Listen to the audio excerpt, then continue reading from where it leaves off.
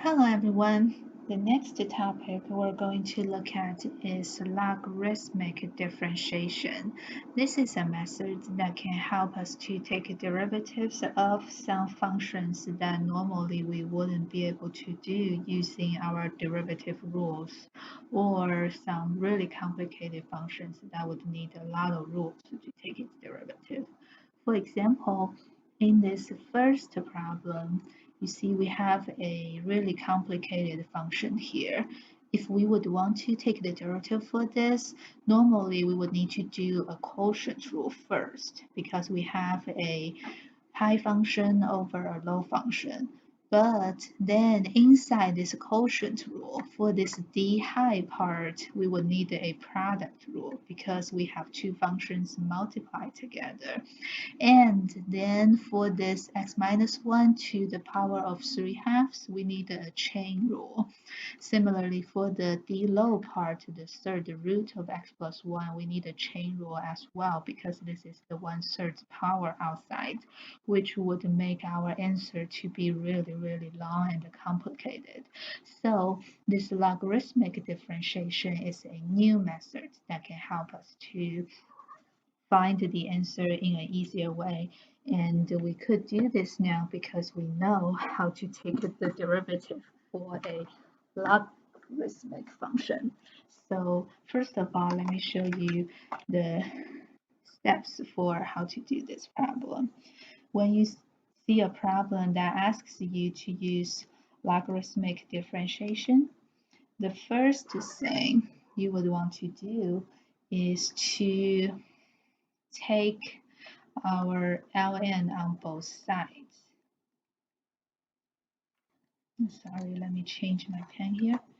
So, because for our problem right now, there's no log at all in our answer, and without log, any of the methods we have will not work. So the first thing, when you see a complicated function with no log in there, what we want to do is to take our log on both sides. And in theory, we can do log with any basis, but this ln is actually the easiest one for derivatives. So we're going to do ln on both sides. And once we do that, our function would look like ln y on the left, right? We just add the ln on our function y. And similarly, for the right-hand side, we are going to add ln. So we have ln on this entire complicated quotient. Okay, that's our first step. We have ln in our equation now. Once we have ln, you can see this right-hand side is really complicated. But now with logarithmic function, we have those lots of logarithms can help us to simplify it. So our second step is to simplify the expression. Specifically, we're simplifying the expression on the right-hand side using lots of logarithms. And if you watched that review video, you will know how to do this. First of all, our function is a quotient, right? We have something over something. So when we're dividing two expressions inside the logarithm, we can rewrite it into a difference of two expressions. And then for our first logarithm, this is actually a product, so we can further simplify it. When we multiply inside the logarithm, the first loss of logarithm says we split it up into a sum.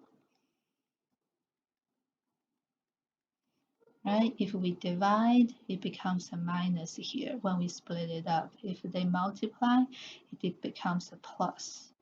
Now, let's look at what we have. The third loss of logarithm says if we have a power inside the logarithm with just one single term now, we can pull the power out. So I pull that 4 out of my ln, and I can pull my power 3/2 out of ln. I have x minus 1 now, and this third root is really the 1/3 power, right? So I can pull a 1/3 out. This is my simplified version of my equation now, right? Now, keep in mind that we cannot split them up furthermore. When we have minus or plus inside ln, there's no loss of logarithm tells us we can split them up now. We can only split them up if they are dividing, if they are multiplying, or if there's a power of a single term. So this is already our simplest expression. Once we simplify everything, this equation looks a lot better now. And what we're going to do, because we're still looking for the derivative, so we're going to differentiate both sides of our equation. This is kind of like doing implicit differentiation, because we want to differentiate both sides with respect to x here. X is our independent variable for this function. So when we differentiate natural log of y, remember our formula? Normally, it would be 1 over y, but this y is really a function of x. So we need a dy over dx here. I'm going to write it as y prime, because our goal for this problem is to solve for this y prime right here. So it's 1 over y times y prime. And for my right hand side, this is really easy to take a derivative. 4 is a constant multiple that stays. Natural log of x, its derivative by our formula is 1 over x. Then we have 3/2. It's a constant multiple, it stays. Natural log of 1 over x minus 1. From natural log of x minus 1, its derivative would just be 1 over x minus 1. And we need to multiply with the derivative inside, but x minus 1's derivative is just 1, so we don't even need to write that.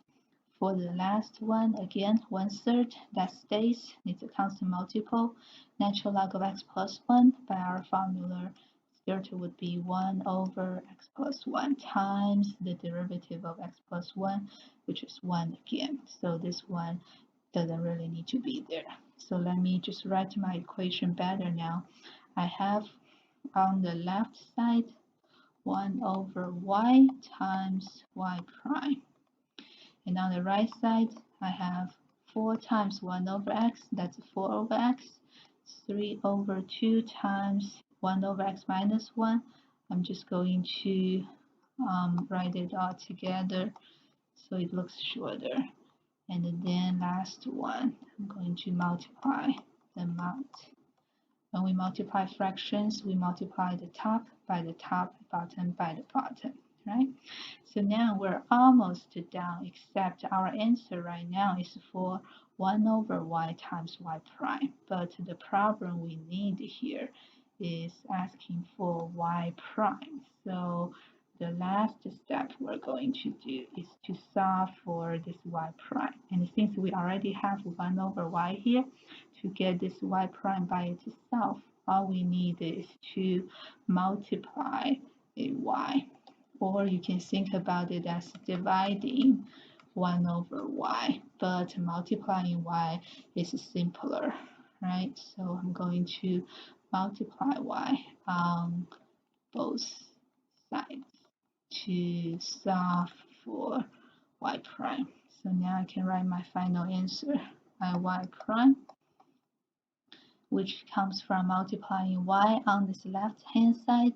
So we can also multiply y on the right hand side to get to the same thing. So all you need to do is to keep this entire right hand side now and multiply this whole thing by y. That's our answer for y prime. And we're almost down here now. Another additional step we need to do for writing our final answer for y prime is that our answer should be in terms of just x.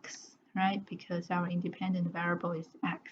And we know our y is this whole thing. So we're going to replace this whole expression by my y here, so that my final answer is going to be in terms of y. So let me write this in a different color now. The final answer for my y prime is this entire expression, right? You don't even need to simplify it because that's already the easiest form to figure out where our derivatives are actually from, times a y, and my y is that original function given to us.